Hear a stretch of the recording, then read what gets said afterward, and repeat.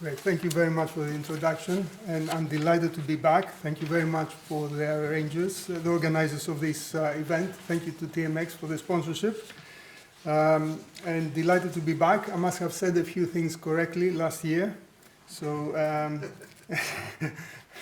let's see what views I can share with you today. The late Jim Slater, a very famous investor, used to ask me about my views on the markets. And I used to start talking about the macroeconomics, the pressures on the markets, different trends. And he would abruptly stop me and say, "Don't tell me what you're thinking, tell me what you're doing." So today I'd like to tell you, I will not give you any recommendations, but I will tell you what we are doing as a group, and then share a few views and thoughts about the economy, the markets, so we can start a lively debate, hopefully. So what we are doing is that we love commodities. We believe commodities are undervalued in relation to the overall equity markets. And more importantly, we believe that mining companies, the producers of the commodities, are extremely undervalued in relation to the commodity prices. So we are focusing increasingly into commodities, particularly in special situations in mining projects where we feel there is a compelling fundamental value offered for medium-term development. And one of our latest initiatives is that I have joined in partnership a team to form a new private equity fund investing in mining projects. You might know of Guy Wilkes and Will Slack of Mining Finance, LHC Mining Finance, and Peter Ruxton, founder, former chair of Tembo Capital. So the four of us as partners will be trying to start an equity fund investing in special situations in mining, particularly where we feel that there is a geological potential to develop over the next few years, as well as position in very attractive commodities in the market that will deliver value. So why we love commodities? This chart I always find very interesting. It's the correlation of the Goldman Sachs Commodities Index to the S&P 500, i.e. the relative importance of commodities in relation to the equity markets. And we see the long cyclicality, obviously, of commodities. They tend to move in cycles of 10 to 15 years. But for the last 12 years, they have been in the most terrible bear market. And they have lost importance in the economy in relation to the equities. So the production of the most important materials that everybody uses to develop, to manufacture products that humankind uses for their everyday life to improve their standard of life has declined in importance relative to the manufacturers of this stuff generally, i.e. the companies listed in the equity markets. And one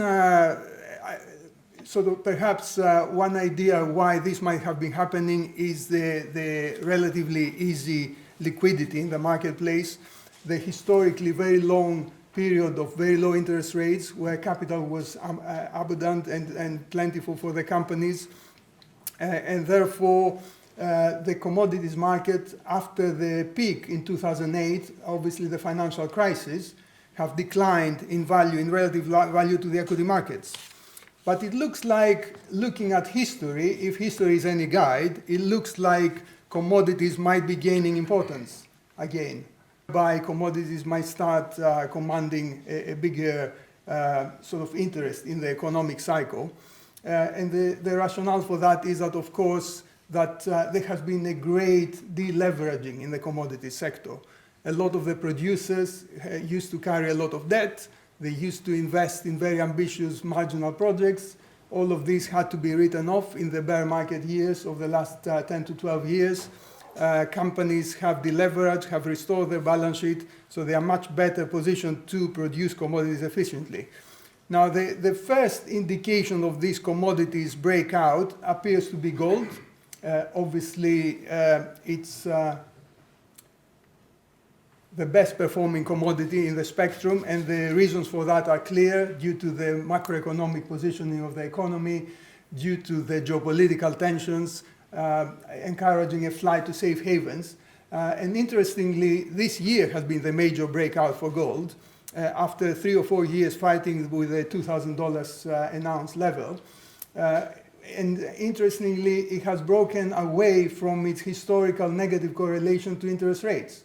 So even though interest rates have stayed relatively high, gold has broken up significantly, and has delivered a 30% or so return this year. Whereas other base commodities, which are more closely linked to the economy, for example, iron ore, key input to steel, or even copper, key input to electrification and the trend towards zero emissions, have languished. Now,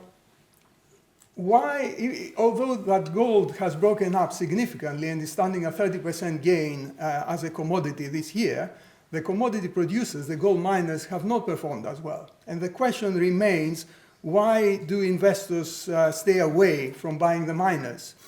And one explanation might have been this chart you see at the top right, the top left, that indicates that the all-in costs of mining have not really been much lower than the gold price for the last decade or so. So investors have been very cautious about the leverage of the companies, the balance sheet weakness, as well as the very narrow profitability, and have stayed away from the mining sector. Perhaps that might have been one of the reasons why commodities as a whole have languished compared to the overall equities market. But the recent returns in gold in particular indicate that now the profitability as a result of the higher commodity price has by far exceeded the increase in costs due to inflation. So the latest earnings updates have been very strong by mining companies. They indicate that the sector is very healthy, it's accumulating cash, which they might deploy in corporate activity. The balance sheets have been repaired and costs are kept under control. So we believe that investors will shortly realize this as the updates keep coming in and will start buying back into the mining sector. And that is for gold, of course, but the other commodities should be following as well, being in the similar predicament.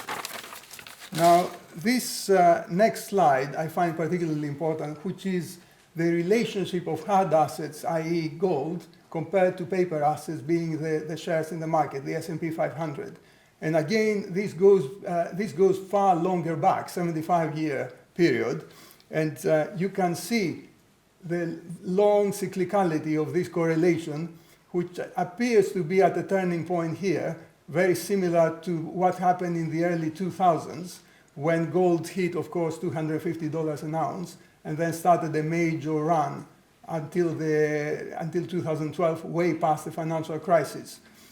So again, it appears that we are at a turning point. We like to be invested in assets that might have a tailwind behind them. So if history again is any guide, we may be in for a very long run here that could last for anything for 8 to 10 years, giving a boost to the asset value and particularly the operating capacity of projects. The only question mark here and the only doubt that people are debating is the health of the economy. And that is particularly important, of course, to base commodities rather than gold, which, as I said earlier, is the safe haven asset. And if we look here, the gray areas are prior recessions. Recessions are always a result of an interest rate crisis. Now, what have we experienced for the last 4 years? We have experienced some of the worst fiscal and financial stress in the economy that we have seen ever, starting with the COVID pandemic in 2000, that caused a great financial cost to the smaller businesses, the smaller households. Even though there was massive government stimulus, that supported the economy, supported the people out of employment, it still did not help the average person around the world because it stimulated inflation. We have seen rampant inflation in the last couple of years. It's only the last year or so that inflation has come down to about 2 or 3%, but still prices are at least 25% higher than what they were in 2019, before the pandemic. So you see here the massive spike in interest rates that caused a significant shock to the economy as a whole. And even though it seems for the time being that the central bankers have done a very good job by raising interest rates and arresting inflation, it seems that the economy has still not responded. The economy is still not very strong. We are growing at about 1.5% to 2% globally. So the jury is still out if we are going to drop into a recession or not. But we are almost there at a historically very important threshold that could be negative for the economy and could be negative even for base metals, but in the short term. In the medium term, we believe that the demand for commodities is going to help the prices and help the recovery of the sector. So what happened as a result of this economic turmoil? At least the Americans voted for this guy here. Now, what are the policies of Trump's administration?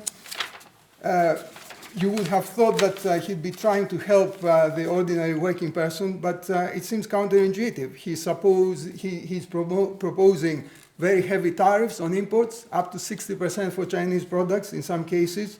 He's proposing the reshoring of industry to America, which again implies higher cost, therefore inflationary. He also proposes the deportation of illegal immigrants, the restriction of immigration.